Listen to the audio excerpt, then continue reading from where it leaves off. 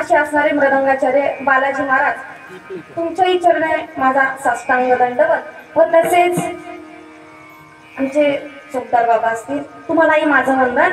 आणि ज्यांची आज खास उपस्थिती आहे माझ्यासाठी, माझ्यावर मुलीसारखं नितांत प्रेम करणारे, ज्यावेळेस आम्ही वारीमध्ये होतो का नाही त्यावेळेस एवढे जीव लावणारे, एवढं प्रेम करणारे व्यक्ती आजपासून मला कुठंच भेटले नसते।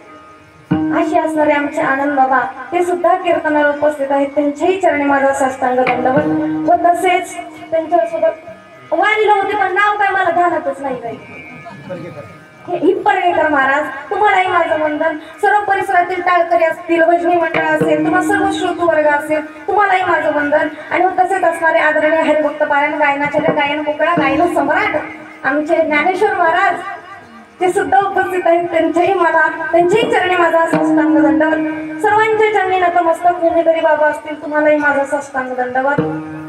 इकडे गायनाचार्य आहेत, तुम्हालाही माझं वंदन। आणि आता कीर्तन संपेपर्यंत सर्वांपर्यंत आवाज पोहोचवण्याचे जे काम करणार आहेत ना, असे असणारे आदरणीय हरिभक्त पारायण असो का नसो, पण ते इथं 8 दिवस आहे, तुम्हालाही माझं वंदन। गोड साऊंड सिस्टीम आहे, तुमच्याही चरणी माझा साष्टांग दंडवत। आता सर्वांची नावं घेत बसले तर इथंच मला वेळ होईल का नाही? मग आता सर्वांचं एका उकाण्याच्या भाषेत नाव घेऊ का? घेऊ का उकाणं? घेऊ का महाराज? ते म्हणतात वाढून भेटू पण घेऊ का? ऐका,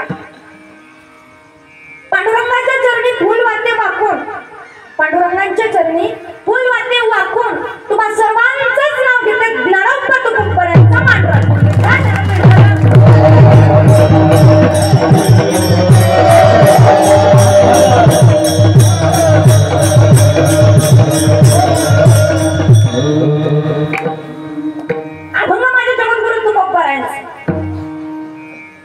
पण जगद्गुरु तुकोबरायांनी हा अभंग सांगितलाय। एक सांगू का, जो व्यक्ती आपल्याला सांगतोय का नाही, तो व्यक्ती अधिकारी असला पाहिजे, त्याचा अधिकार असला पाहिजे, तो व्यक्ती पात्रतेचा असला पाहिजे।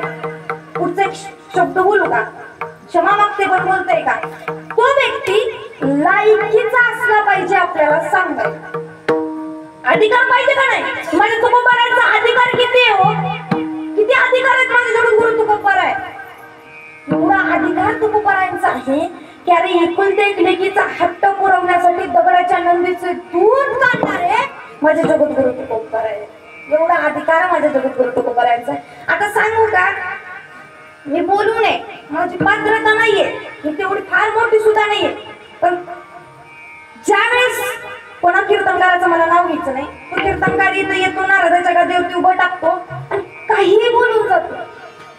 ही गादी काही बोलायची नसते, कोणी उचलली जीभ लावली टाळाला, काही बोलायला लागले। माझ्या जगद्गुरु तुकोबरायांनी कुठं म्हटलंय का याची सासू अशी सासू तशी? म्हटलंय का कधी तुकोबरायांनी? कधी नामदेव महाराजांनी म्हटलंय का? ज्ञानोबरायांनी म्हटलंय का कधी? नाही। जो व्यक्ती आपल्याला सांगतोय ना, त्याचा अधिकार अगोदर पाहिजे। तुकोबरायांचा अधिकार किती?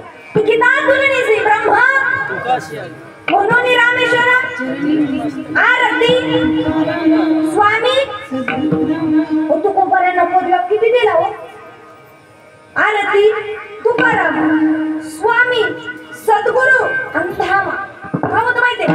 स्वामी असले, सद्गुरु असला तर धामा नसतो, स्वामी असेल तर सद्गुरु नसतो। एवढा अधिकार आहे। स्वामी, सद्गुरु आणि धामा। स्वामी म्हणजे मालक, सद्गुरु म्हणजे चित्त आकर्षित करणारा, आणि धामा या शब्दाचा अर्थ होतो पवित्रता। आणि या 3 गुणांनी मिळून असणारे माझे जगद्गुरु तुकोबराय। स्वतः रामेश्वर भट्टांचं वचन आहे, म्हणे रामेश्वर भट्ट तुका विष्णू समजा। तुम्हा गायनाचार्यांना जर पुण्याच्या संगीत संमेलनामध्ये बोलवलं आणि बोलवल्यानंतर तिथे एखादी चाल गायली, राग गायला, नजाकत केली आणि केल्यानंतर तिथे आलेले मोठमोठे संगीत विशारद असतील, गायनाचार्य असतील किंवा पुण्यातले खंडाळकर गुरुजी असतील, आणि त्या खंडाळकर गुरुजीनं तुमच्या पाठीवरती शब्बाशकीची थाप द्यावी आणि ते प्रमाणपत्र अख्खं भारतभर फिरून प्राप्त होणार नाही। तसं माझ्या जगद्गुरु तुकोबरायांना 25 वेळानं शहाणा बनण्यापेक्षा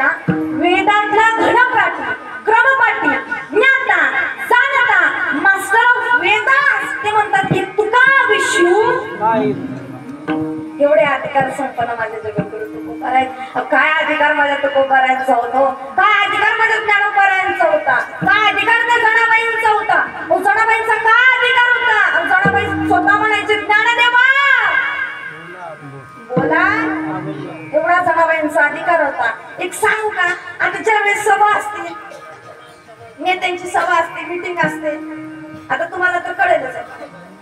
माझी सभा असली की कोणी उठून काही म्हणतो, काय म्हणतो, महाराष्ट्रावरती याची उपकार ते, यांनी ते केलं महाराष्ट्रासाठी, त्यांनी ते केलं महाराष्ट्रासाठी. एक सांगू का, वारकरी म्हणून सांगता येईल का, जेवढे माझे ज्ञानोबा तुकोबारायांचे उपकार या महाराष्ट्रावरती आहेत ना, तेवढे उपकार कोणाचेच नाहीयेत या जगामध्ये, कोणाचेच नाहीयेत. आपल्या आई वडिलांचे सुद्धा तेवढे उपकार नाहीत, तेवढे माझ्या संतांचे उपकार या महाराष्ट्रावरती. आणि त्या संतांच्या उपकारातून ऋणी आपण कधीच होऊ शकत नाही, कधीच